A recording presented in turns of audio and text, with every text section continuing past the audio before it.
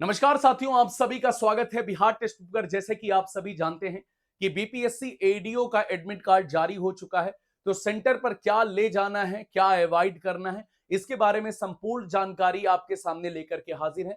तो नमस्कार करते हैं, प्रणाम करते हैं। सबसे पहले आप सभी को जानकारी दे दें कि ये जो एडमिट कार्ड मेरे पास है, ये 14 और 15 तारीख को होने वाली परीक्षा का एडमिट कार्ड है, जो कि आपका जारी हो चुका है। यहां पर आप सभी के सामने कंप्लीट डिटेल है। सबसे पहले मैं आप सभी को बता देता हूं कि एडमिट कार्ड के ऊपर आपको एक जानकारी लिखी गई है, जहां पर exam date, exam timing, subject और सेंटर की डिटेल है, और बगल में एक कॉलम बना हुआ है जहां पर आपको सिग्नेचर करना होगा। तो इन सभी के बारे में डिस्कस करते हैं कि क्या आपको करना है, क्या ले जाना है। एडमिट कार्ड की 2 कॉपियां ले जानी है, इन सभी के बारे में आपको डिटेल में समझाते हैं। पहली बात तो यहां पर आप देखिए कि 14/4/26 को 10 बजे से 12 बजे के बीच में जो एग्जाम होगा वो जर्नल लैंग्वेज का होगा। जर्नल लैंग्वेज में आपको पता है कि आपका हिंदी और इंग्लिश होने वाला है, जो कि 30 और 70 रहेगा, और दोनों में क्वालिफाइंग मार्क्स आपका 30% का होने वाला है। ध्यान इस बात को भी रखना है कि आपकी माइनस मार्किंग भी रहेगी, तो इसलिए ये क्वालिफाइंग है, इसको आप क्वालिफाई करेंगे तब जाकर के आपका जिससे मेरिट बनेगी, यानी कि journal studies and journal aptitude का पेपर चेक होगा। एक बात को ध्यान में ये रखना है कि ये जो आपकी जर्नल लैंग्वेज का है, ये जर्नल लैंग्वेज केवल क्वालिफाइंग मात्र है, और बाकी जो मेरिट आपकी बनेगी वो journal studies and journal aptitude से होगा। तो मैंने आपको ये बताया कि 10 बजे से 12 बजे तक जो पेपर होगा वो जर्नल लैंग्वेज का पेपर होने वाला है, जो कि हिंदी और इंग्लिश का होगा, जिसमें न्यूनतम 9 क्वेश्चन आपको इंग्लिश में करना होगा और न्यूनतम 21 क्वेश्चन आपको हिंदी में करना होगा। यानी कि कुल मिलाकर के 30% न्यूनतम आपको लाना पड़ेगा, तब आप इस परीक्षा को क्वालिफाई कर पाएंगे। फिर आगे के चरण पे आप पहुंचेंगे, यानी कि जब आप इसको कर लिए रहेंगे, जब पहले आपकी कॉपी चेक होना शुरू होगी, ओएमआर सीट आपकी चेक होगी, तो सबसे पहले आपका यही चेक होगा। जब आप इस पड़ाव को पार करेंगे तब आगे की पेपर आपका चेक होगा। चलिए, इसके बाद जो दूसरी पाली शुरू होगी वो 2:30 बजे से 4:30 पर, यानी कि टोटल 2 घंटे का आपका टाइमिंग होगा, जिसमें जर्नल स्टडीज आपका आएगा। जर्नल स्टडीज यानी कि पूरा कंप्लीट जीएस का पोर्शन आपके सामने रहेगा। तो ये 14 तारीख का पेपर खत्म हो जाएगा, जो कि 4:30 बजे पेपर खत्म हो जाएगा। आप अपने साथ में आप अपनी जो बुकलेट रहेगी उसको आप बाहर ले जा सकते हैं। कंप्लीट अभी और हम जानकारी आपको देते हैं। जैसे 15 तारीख को सुबह में, ध्यान रखिएगा, 15 तारीख को सुबह की पहली पाली में, यानी कि 10 बजे से 12 बजे तक आपका जर्नल एप्टीट्यूड होगा। इस तरीके से आपके 3 पेपर कंप्लीट हो जाएंगे टोटल, जो कि आपके इसमें होने हैं। तो इसके बाद एक दिन छोड़ करके फिर 17 तारीख वालों का पेपर होगा, 17-18 चलेगा। फिर उसके बाद 20-21 वालों का इसी तरीके से पेपर चलने वाला है। तो हम पूरी कंप्लीट जानकारी आपको एडमिट कार्ड से संबंधित देते हैं। तो आइए देखते हैं क्या क्या चीजें हैं, क्या हमको ले जाना है, क्या लाना है। सारी चीजों के बारे में हम आपको कंप्लीट जानकारी साझा करते हैं। सबसे पहली बात करते हैं, हम अनिवार्य सामग्री की बात करते हैं। तो अनिवार्य सामग्री में हमने इधर बगल में लगा रखा है कि क्या क्या आपको नहीं ले जाना है। ये सारी बातें एडमिट कार्ड में ऑलरेडी मेंशन है। तो ये मूल एडमिट कार्ड से आपके लिए कॉपी बनाई गई है। तो यहां पर आपके लिखा है एडमिट कार्ड की 2 प्रतियां प्रत्येक विषय के लिए अतिरिक्त। एडमिट कार्ड की 2 प्रतियां प्रत्येक विषय के लिए अतिरिक्त। जैसे मान लीजिए कि आप पहली शिफ्ट हर एक विषय के लिए अतिरिक्त, मतलब आपके पास में जो पहली शिफ्ट देने जाएंगे उसके बाद दूसरी शिफ्ट के लिए भी आपके पास एडमिट कार्ड होना चाहिए। इस बात को याद रखिएगा, क्योंकि वहां पर एडमिट कार्ड आपका लिया जाएगा। एडमिट कार्ड की 2 प्रतियां प्रत्येक विषय के लिए अतिरिक्त, मतलब 3 विषय होगा तो 3 अतिरिक्त एडमिट कार्ड आपके पास होना चाहिए। इस बात को ध्यान रखिएगा। मतलब पहली पाली का आप एग्जाम देंगे, उसमें सिग्नेचर करेंगे, वो एक प्रति जो होगी वो ले ली जाएगी। उसके बाद सेकंड पाली में जब बैठेंगे तो उसकी भी एक प्रति ले ली जाएगी। तीसरी पाली में जब आप बैठेंगे, मतलब अगले दिन जब बैठेंगे, तो उसकी भी एक एडमिट कार्ड ले लिया जाएगा। एडमिट कार्ड से यही लगता है, बाकी क्या होता है वहां पर ये नहीं है। यानी कि आप 4 फोटोकॉपी निकलवा लीजिएगा, सिंपल सी बात है। इसके बाद मूल फोटो पहचान पत्र आवेदन में वर्णित, जैसे आधार कार्ड। जैसे आपने अपने एडमिट कार्ड में आपने आधार कार्ड लिखा होगा, तो आधार कार्ड का आपको नंबर दिखाई देगा। जैसे कि मैं यहां पर आपको दिखा सकता हूं, जैसे कि मैं आपको यहां पर मैं शो कर सकता हूं कि इस जिस तरीके से यहां पर आपने एडमिट कार्ड, जैसे ये हमारे पास मूल एडमिट कार्ड की कॉपी है, तो अगर मैं यहां पर आपको दिखाता हूं मूल एडमिट कार्ड की कॉपी में, तो यहां पर लिखा हुआ है, मैं डिटेल्स शो नहीं कर सकता हूं क्योंकि उससे थोड़ा सा प्राइवेसी भंग होगी। तो जैसे यहां पर एडमिट कार्ड में आपने आधार कार्ड लगा रखा है, तो आधार कार्ड की मूल कॉपी आपको ले जाना है। ध्यान रखिएगा, मूल फोटो पहचान पत्र, यानी कि फोटो कॉपी नहीं लगेगी आधार की। आधार आपको ओरिजिनल अपने साथ में लेके जाना पड़ेगा। इसके साथ ब्लू या ब्लैक बॉल पॉइंट पेन, देखिए आपको अपने साथ में जो ब्लू और ब्लैक पेन होती है उसको आपको ले जाना होगा। ध्यान रखिएगा पॉइंट वन वाली जो होती है, जो बढ़िया मोटा गोला करती है, वो वाली भी साथ में जरूर ले जाइएगा, इस बात को याद रखिएगा। अब आगे की बात करते हैं, ध्यान से देखिए। प्रत्येक विषय की परीक्षा के लिए अभ्यर्थी को एक ई एडमिट कार्ड अतिरिक्त लेकर उपस्थित होना होगा। एकदम स्पष्ट रूप से ये बात मेंशन की गई है। प्रत्येक विषय के लिए मैंने कहा कि आप पहला पेपर देंगे उसमें एक एडमिट कार्ड जमा होगा, दूसरा देंगे दूसरे में एक जमा होगा, तीसरा देंगे तीसरे में जमा होगा। यानी कि कुल मिलाकर के आपको 4 फोटो कॉपी निकलवानी पड़ेगी आपके एडमिट कार्ड की, इस बात को याद रखिएगा। डाउनलोड करें और 2 प्रिंट निकालें, 2 नहीं आप 4 प्रिंट निकालिएगा। परीक्षा कक्ष के की सभी डिटेल्स भरें और हस्ताक्षर करें। याद रखिएगा जो सिग्नेचर करना है वो आप क्लास में ही करना है, आप पहले मत करके जाइएगा। यहां पर देखिएगा, इसके बाद ये इन्विजिलेटर जो होगा आपका परीक्षक होगा वो इस चीज को ले लेगा, वो ध्यान रखिएगा। ये बार कोड में मेंशन किया गया है। आइए अब आगे की बात कर लेते हैं, ध्यान से देखते हैं। चलिए समय सारणी में यहां पर देखिएगा समय सारणी का गणित क्या है, गेट कब बंद हो जाएगा इसके बारे में क्लियर तरीके से बताया। यहां पर कहा गया कि आपको 2.5 घंटा पहले सेंटर पे पहुंचना होगा। 2.5 घंटे पहले आपको सेंटर पे पहुंचना होगा। 1 घंटा पहले गेट बंद हो जाएगा, इस बात को ध्यान रखिएगा।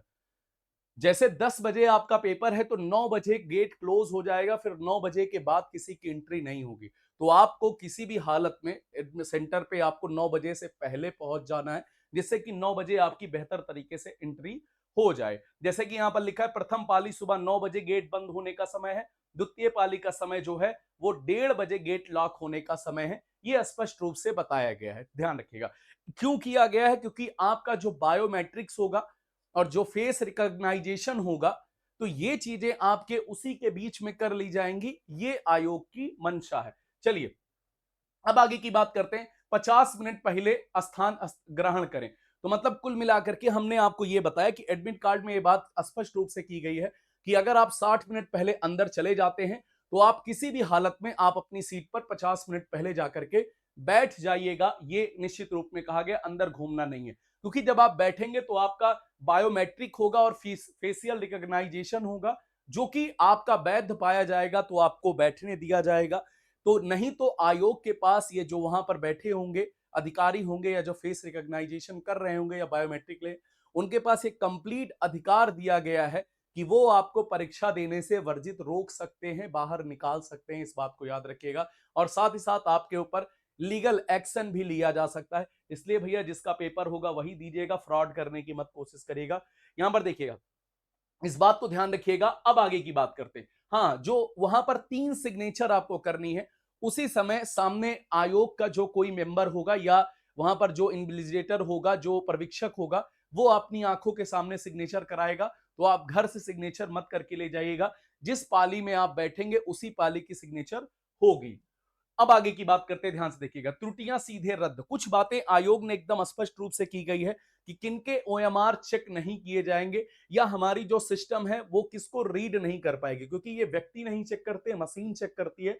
तो किन गलतियों को ना करें जिससे कि मशीन आपके ओएमआर को रिजेक्ट कर दे। क्या लिखा हुआ है? रोल नंबर के गोले को गलत, यहां पर कहता है गलत रंगना या त्रुटि करना। आपने मान लीजिए रोल नंबर जो आपके 7 अंकों का रोल नंबर दिया गया 6 या 7 नंबर का, वहां पर आपने अगर उसको गलत कर दिया तो आपकी कॉपी वैसे ही चेक नहीं होगी। दूसरी बात है उत्तर पत्रक पर यहां पर व्हाइटनर ब्लेड या इरेजर का प्रयोग। आप मान लीजिए कोई गोला आपने गलती से रंग दिया ओएमआर पे, तो आप क्या करते हैं, व्हाइटनर लगा देते हैं उसको बंद करने के लिए, तो भी वो रिजेक्ट कर देगा, इस बात को याद रखिएगा। इरेजर अगर आप उसे खुरच देते हैं या काट देते हैं तो भी रिजेक्ट हो जाएगा, इस बात को याद रखिएगा। ठीक है ना। चलिए इसके बाद किसकी बात करते हैं? पेंसिल का प्रयोग एक बार रंग उतार या काटने या बदलाव की किसकी बात करते हैं? पेंसिल का प्रयोग या एक बार रंगे उत्तर में काट कूट बदलाव। आप अगर मानते सोचते हैं कि चलिए हम पेंसिल से रंग देते हैं कि हमें जरूरत पड़ेगी तो हम बाद में मिटा देंगे, तो पेंसिल को रीड नहीं कर पाएगा ओएमआर मशीन जो होगी आपके ओएमआर शीट को, इस बात को ध्यान रखिएगा। तो पेंसिल प्रयोग नहीं करना है, काट पीट बदलाव नहीं करना है, डबल गोले आपको नहीं करना है। मान लीजिए डबल गोला होता है तो उसको रीड वैसे भी नहीं करता, कोई दिक्कत नहीं है। तो ध्यान आपको रखना है, बहुत संभाल के बहुत कायदे से आपको रंगना है। इसके बाद अगर हम बात करते हैं केवल blue black ball point pen का ही प्रयोग करें। देखिए केवल ब्लू या ब्लैक बॉल पॉइंट पेन जो होगी उसी का प्रयोग करिए, जेल पेन मत यूज करिएगा, ध्यान रखिएगा जेल पेन आपको नहीं ले जाना है। अब परीक्षा समाप्त होने से पूर्व कक्षा छोड़ने की अनुमति नहीं है। जैसे ही पेपर खत्म होगा, आप ये नहीं है कि पेपर वहीं पे छोड़े और आप बाहर निकल गए, हम दूसरी शिफ्ट की तैयारी करने जा रहे हैं, नहीं, जब तक कि अलाउ नहीं होगा। जैसे यहां पर देखिएगा, यहां पर कहता है जो यहां पर कहते हैं वीक्षक द्वारा अपने सामने जो आपका ये LDPE बैग में सील किया जाएगा, सील होने के बाद आप अपनी सीट छोड़ेंगे, वो आपके एडमिट कार्ड को जमा कर सॉरी आपके जो OMR सीट होगी उसको जमा करेगा, काउंट करेगा, उसको पन्नी के अंदर डालेगा और उसको कंप्लीटली सील कर देगा, आपको दिखा देगा, आप संतुष्ट हो जाएंगे। तब आप क्या करेंगे, अपनी जो प्रश्न पुत्रिका है उसको लेकर के आप बाहर आराम से निकल सकते हैं। कोई जल्दबाजी मत करिएगा क्योंकि आपको 3 शिफ्ट में पेपर देना है। हीरो बनने की कोशिश मत करिएगा। अक्सर ये देखा गया, बहुत सारे छात्र हैं जो बहुत जल्दी भागने की कोशिश करने लगते हैं। कदाचारता पे मैंने बताया कि जीरो टॉलरेंस की नीति अपनाई गई है। किसी भी प्रकार का अगर कोई भी कुछ भी पकड़ा जाता है तो आपको आगामी सभी परीक्षाओं से वर्जित कर दिया जाएगा आयोग की। साथ ही साथ आपके खिलाफ लीगल एक्शन भी लिया जाएगा। इस बात को याद रखिएगा, ध्यान रखिएगा इस बात को। बाकी हम कहते हैं कि अंतिम चेकलिस्ट की बात करते हैं, ध्यान से देखिएगा। समयबद्धता से आपको पहुंचना है, अपने दस्तावेज को सही तरीके से ले जाना है। सटीकता के लिए जो भी आपके रिक्वायरमेंट है, पेन है, उनको जरूर लेके जाइएगा और अनुशासन जरूर व्यक्त करिएगा जिससे कि आपका बायोमेट्रिक बेहतर तरीके से किया जा सके। अगर वो बायोमेट्रिक में कहते हैं कि सर ये अपना अंगूठा हाथ धुल करके आइए या अपने इंक हाथ धुल लीजिए, हाथ साफ कर लीजिए, अगर ऐसा कुछ कहा जाता है तो आप जरूर उसको कर लीजिएगा। जबरदस्ती मत कहिएगा कि आपकी मशीन खराब है, या वो कहते हैं कि चश्मा उतारिए, हम आपका फेस रिकॉग्नाइजेशन करेंगे, तो आप चश्मा उतारने से मना मत करिएगा। कुछ बातों पे विशेष तौर पे ध्यान दीजिएगा कि यहां पर देखिएगा, कुछ बातों पे विशेष तौर पे ध्यान दीजिएगा कि जैसे आप कोई वो क्या बोलते हैं, किसी भी प्रकार का कोई भी इलेक्ट्रॉनिक इक्विपमेंट न ले जाइएगा। कलाई घड़ी मत पहन के जाइएगा, ध्यान रखिएगा। सभी प्रकार की कलाई घड़ी, मतलब नॉर्मल जैसे ये कलाई घड़ी है, ये भी अलाउ नहीं होगी, इस बात को याद रखिएगा। डिजिटल तो छोड़ दीजिए, ये कलाई घड़ी भी, नॉर्मल कलाई घड़ी भी आपकी अलाउ नहीं होगी। कोशिश करिएगा कि आप स्लीपर में जाइए, ये सबसे बेस्ट ऑप्शन होगा। सैंडल में जाइए, ऐसी सैंडल जो आर पार मतलब पार वो हो कि आगे और पीछे से ओपन सैंडल जो होती हैं उस तरीके की आप सैंडल पहन के जाइए। स्लीपर हो सके तो स्लीपर पहन के जाइए। कोशिश करिएगा कि बेल्ट ना लगा के जाइएगा क्योंकि वहां बेल्ट भी निकलवा देंगे, इस बात को याद रखिएगा। बेल्ट ना लगा के जाइएगा, गले में कोई चेन ना पहन के जाइएगा, इन सब चीजों के कोई मेटेलिक उपकरण ना हो, ये चीजें दिमाग में जरूर रख के जाइएगा क्योंकि आपको थोड़ा सा परेशानी आपकी परीक्षा पे इफेक्ट डाल सकती है। तो आप सभी लोगों को बेस्ट विशेष के साथ मैं उम्मीद करता हूं कि आपकी तैयारी बहुत अच्छी होगी। आपने पढ़ाई बहुत की है, आपने मेहनत बहुत की है, अपने ऊपर भरोसा जरूर रखिएगा। ईश्वर आप सभी को कामयाब करेंगे। पूरे टेक्स्ट बुक की तरफ से आप सभी को कांग्रेचुलेशन। ईश्वर आपको साहस दे, ताकत दे, मेहनत दे और जो आपने पढ़ा है वो चीजें आपके एग्जाम में आपको याद आए। तो इतना ही मेरे लिए, थैंक यू सो मच। आपका अगर कोई भी डाउट है तो प्लीज कमेंट बॉक्स में कमेंट जरूर करिएगा, हम आपके कमेंट को देख करके आपको रिप्लाई जरूर करेंगे। जय हिंद, जय भारत।